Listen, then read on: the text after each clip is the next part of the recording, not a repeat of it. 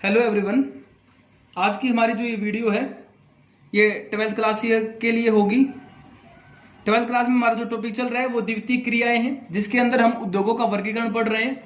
उद्योगों के वर्गीकरण के अंदर हमने आकार के आधार पर जो उद्योग होते हैं उनके बारे में पढ़ लिया है, जिसमें हमने कुटीर उद्योग, छोटे पैमाने के उद्योग और बड़े पैमाने के उद्योगों के बारे में जाना था। आज इस वीडियो में हम पढ़ेंगे कच्चे माल की प्रकृति के आधार पर उद्योगों का वर्गीकरण। कच्चे माल की प्रकृति के आधार पर उद्योगों का वर्गीकरण का मतलब क्या होता है, यहां से ये समझते हुए और इनके प्रकारों के बारे में जानेंगे। मैं आशा करता हूं कि आप सब ठीक होंगे।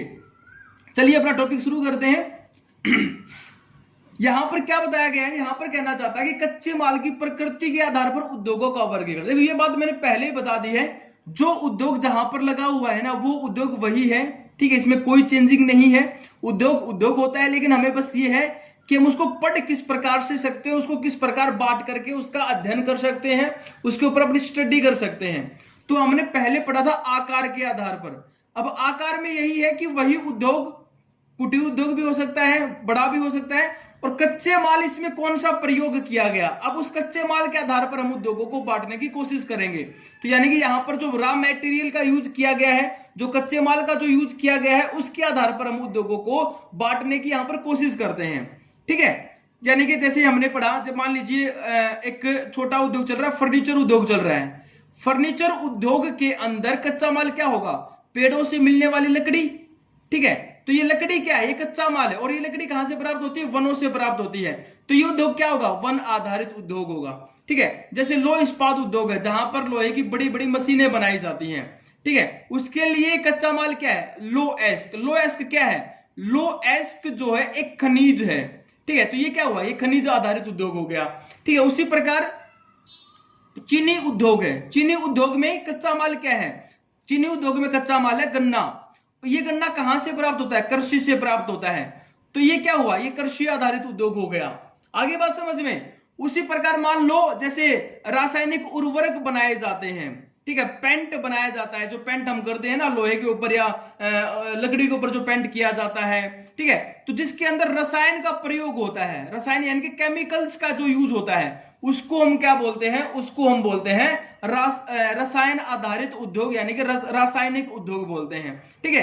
तो ये जो एक लाइन में जो मैंने आप लोगों को बताया ना, हम इसी को विस्तार में समझने की कोशिश करते हैं और यहां पर अपना आगे शुरू करते हैं। देखिए कच्चे माल के आधार पर हमने 5 हिस्सों में बांटा है, कृषि आधारित उद्योग, खनिज और धातु आधारित उद्योग, रासायनिक उद्योग और वन आधारित उद्योग, पशु आधारित उद्योग। यहां पर एक कॉमन चीज है जो समझाने वाली है, वो ये बनेगी कि जिस जो नाम रखा गया है ना, वहां पर कच्चा माल उसी चीज से प्राप्त होता है। यह बात इसमें ध्यान में रखना भाई। सबसे पहले बात करते हैं कृषि आधारित उद्योग की। तो यहां पर क्या होगा कि इस उद्योग के अंदर कच्चा माल कहां से प्राप्त होता है, कृषि से प्राप्त होता है, ठीक है। जिस उद्योग में कच्चा माल कृषि से प्राप्त हो रहा हो ना, उस उद्योग को हम क्या बोलेंगे, कृषि आधारित उद्योग बोलेंगे, ठीक है। जैसे कि एग्जांपल हमने लिया चीनी उद्योग हो गया, ठीक है। सूती कपड़ा उद्योग है, सूती कपड़ा उद्योग में किसका प्रयोग होता है, कपास, और कपास हमें कृषि से प्राप्त होती है, ठीक है।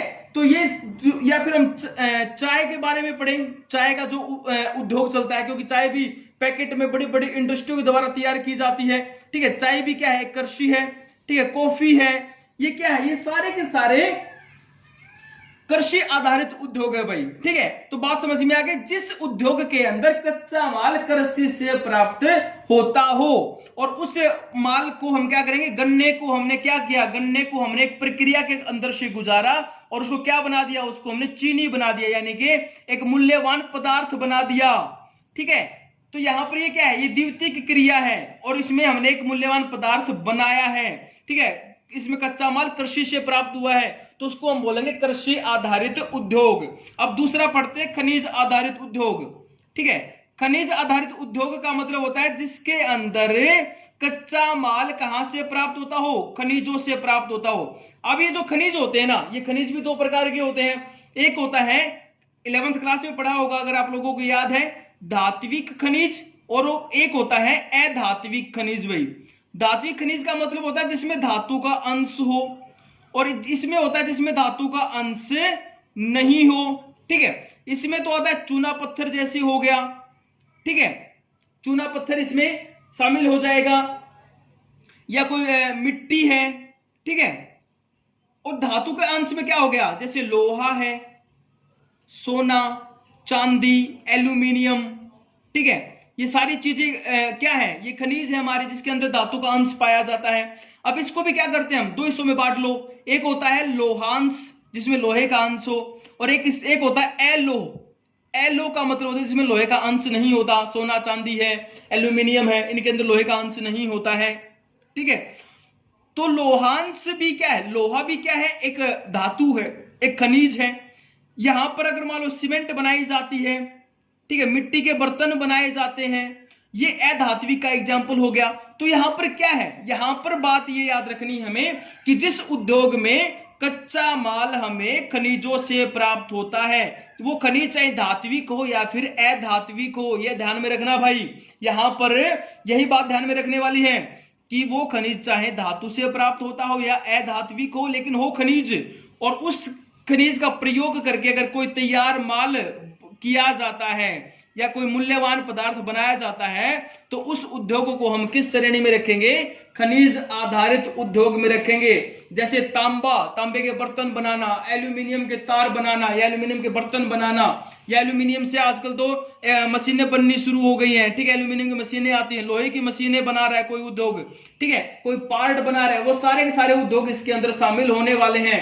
तेल का इंजन बनाना, मोटर कार, कृषि के औजार बनाना, ये सारे के सारे उद्योग खनिज आधारित उद्योग कहलाते हैं भाई, ठीक है। अब तीसरे पर आते हैं, तीसरा है अपना रासायनिक उद्योग।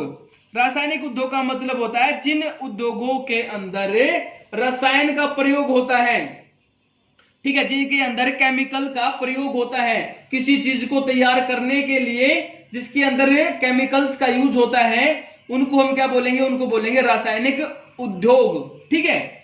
इसमें क्या आएगा, जिसमें पेंट का निर्माण करना, ठीक है, या फिर हम ये बोले प्लास्टिक जो होता है, प्लास्टिक के अंदर जो होता है केमिकल्स का यूज होता है, या फिर हम ये बात करें कुछ औषधि जो होती हैं वो भी केमिकल्स के द्वारा बनाई जाती हैं, ठीक है। तो जिनके अंदर केमिकलों का प्रयोग किया जाता है ना, उनको हम क्या बोलेंगे, रसायन आधारित उद्योग बोलेंगे या रासायनिक उद्योग बोलेंगे। उसके बाद नंबर 4 आता है वन आधारित उद्योग। वन आधारित उद्योग में क्या आएगा कि जहां का कच्चा माल वनों से प्राप्त होता हो, ठीक है, वनों से प्राप्त, वनों से यानी कि लकड़ी प्राप्त होती हो, ठीक है, या उसके अंदर चाहे वो घास का प्रयोग हो रहा हो, या फिर पेड़ों की टहनी यूज हो रही हो, या फिर बांस ही यूज हो रहा हो, बांस का पेड़ जो होता है, ठीक है, या फिर कोई पौधा यूज हो रहा है, पौधे से लकड़ी मिल रही हो, कुछ भी प्राप्त हो, चाहे पत्ता यूज हो रहा हो, ठीक है, किसी का पत्ता, जैसे बीड़ी बनाने के लिए वो पत्ते का यूज किया जाता है, ठीक है।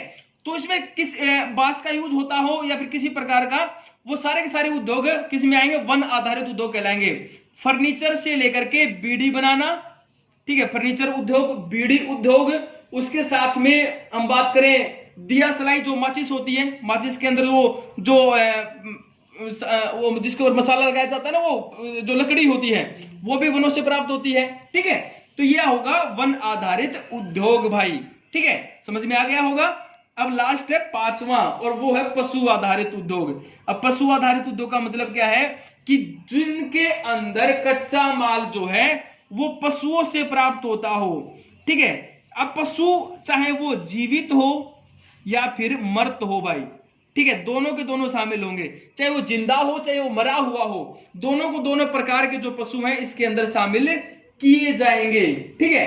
अब जैसे किसी पशु की चमड़ी यूज की जाती है, चमड़ी जो हम जिसको चमड़ा बनाया जाता है, ठीक है, जो आप लोग पहनते ना वुडलैंड, और जो ये आता है एक ब्रांड और है ना वुडलैंड के जैसा ही, रेड चीफ वाला जो है, ठीक है, जिसके चमड़े के जूते जो प्रसिद्ध होते हैं, ठीक है, उनके अंदर पौधों के ये जो पशु होते हैं इनकी चमड़ी का यूज किया जाता है, ठीक है। ऊनी वस्त्र पहनते हैं आप, ये ऊन जो मिलती है, ये ऊन कहां से प्राप्त होती है, ये भी पशुओं से प्राप्त होती है। पशु जो भेड़ होती है, भेड़ों की जो ऊन होती है, ठीक है। हाथी दांत का यूज किया जाता है कई जगह पर, ठीक है, जो डिजाइनिंग जो चीजें होती हैं उनके अंदर, ठीक है। तो इस प्रकार के जो उद्योग होते हैं ना, या फिर हम बात करें इसमें ये जो प्राप्त होगा पदार्थ जो भी इन पशुओं से जो प्राप्त हो रहा है, जैसे ऊन प्राप्त हो रही है वो जीवित से प्राप्त हो रही है, ठीक है, तो उन उद्योगों को हम क्या बोलेंगे भाई, पशु आधारित उद्योग बोलेंगे। तो ये था आज का हमारा टॉपिक, जिसके अंदर हमने पढ़ा कच्चे माल की प्रकृति के आधार पर उद्योगों का वर्गीकरण, जिसमें हमने इसके 5 पार्ट बनाए हैं। वीडियो को ध्यान से देखिए, अपनी बुक पढ़िए, और उसके बाद अगर फिर भी कोई दिक्कत रहती है तो मुझे कमेंट बॉक्स में जरूर बताइए। Thank you.